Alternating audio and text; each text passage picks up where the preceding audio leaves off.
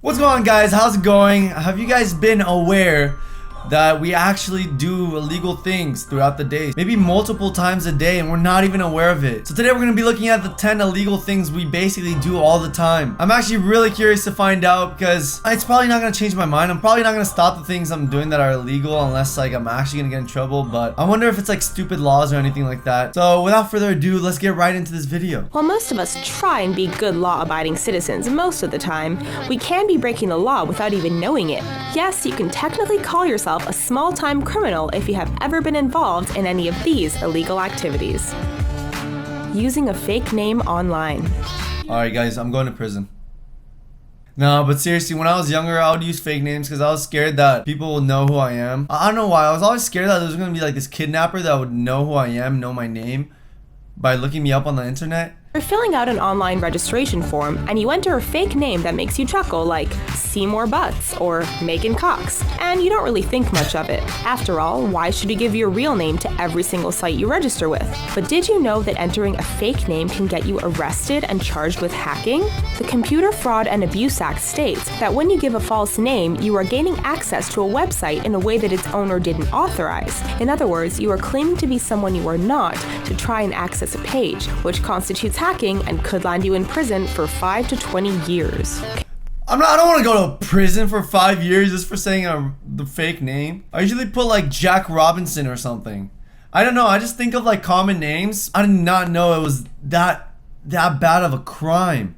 5 to 20 years for putting a fake name in an online survey or something. You know those surveys sometimes you have to take in order to gain access to a website? Wow. Connecting to public Wi-Fi. You're out in public, desperately need to go online, and your smartphone locates an open network nearby. Your prayers have been answered. But we are here to tell you that Wi-Fi squatting is in fact illegal, as per the Computer Fraud and Abuse Act, which states that it is illegal to access someone's connection without their authorization. Makes sense, considering you're freely using a service that someone else is paying for.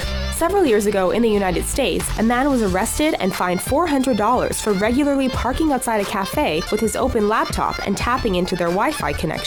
Laws on public Wi-Fi have become somewhat lenient, but according to many lawyers, the lines are still blurry. Guys, just imagine Bubba. You know Bubba in jail. Imagine he's like, "Hey yo bro, what you in here for?" And then you're like, I use public Wi-Fi. And be like, "Alright baby, don't drop the soap." Damn, just for using some Wi-Fi.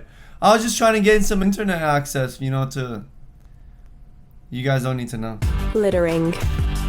You might casually toss that empty wrapper on the ground without thinking much of it, but watch out, you litter bug, because in many North American cities, littering is a criminal offense. In California, for example, the punishment for a first-time litterer begins with a $100 fine and 8 hours of picking up roadside litter. In Washington State, throwing a lit cigarette on the ground is considered a Class B misdemeanor, with a fine of up to $2,500 and 5 years in prison. Throwing trash in water, on highways, and on properties is considered a Class A misdemeanor and carries a maximum fine of $6,250 and 10 years in prison.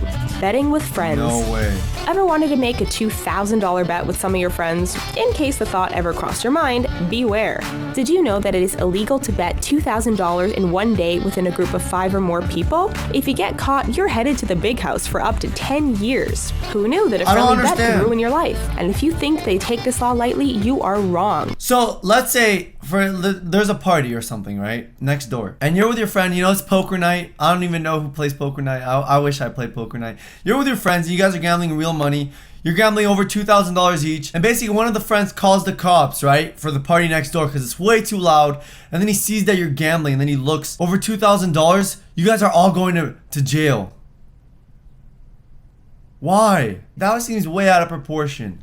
I mean, it's your money, basically. I feel like you can do whatever you want. It's your money. Just no drugs or hookers.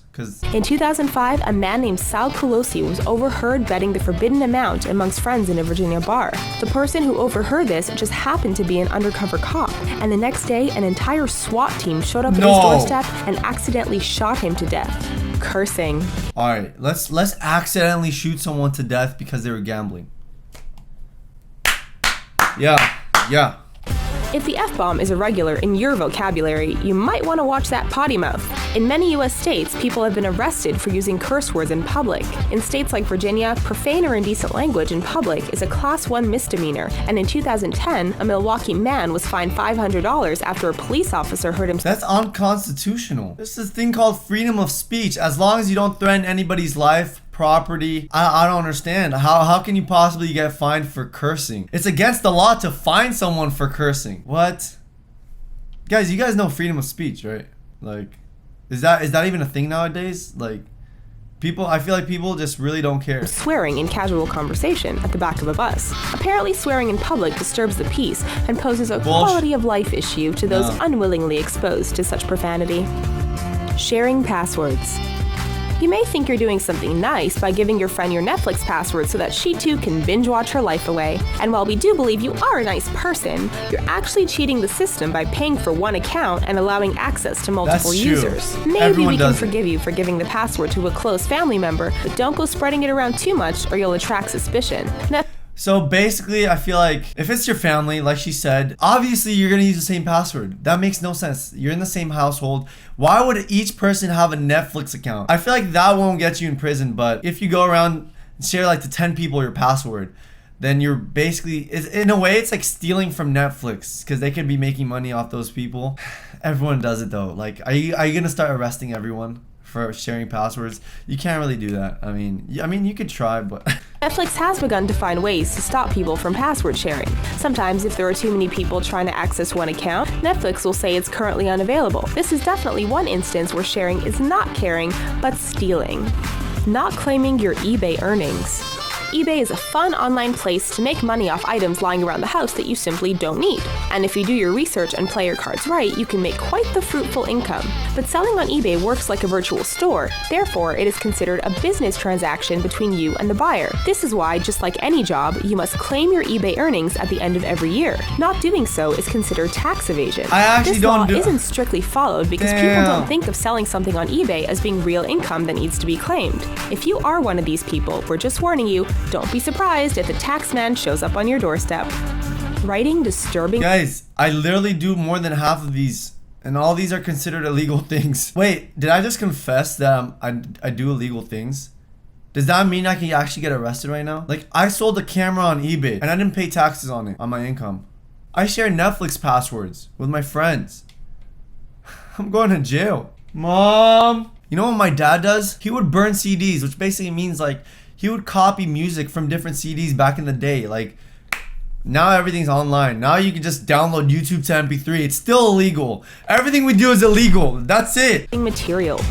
If you write something that someone may consider disturbing, you can get fined and even end up in jail because of it. This law is something that can be all too easily broken, but it does make sense considering it is difficult to tell whether the person actually means to wreak the havoc they write about. And perhaps it is better to watch out for the kid who writes about a fake attack on his school, which is what actually happened with an Oklahoma high school student who was suspended and arrested after his teacher discovered said story.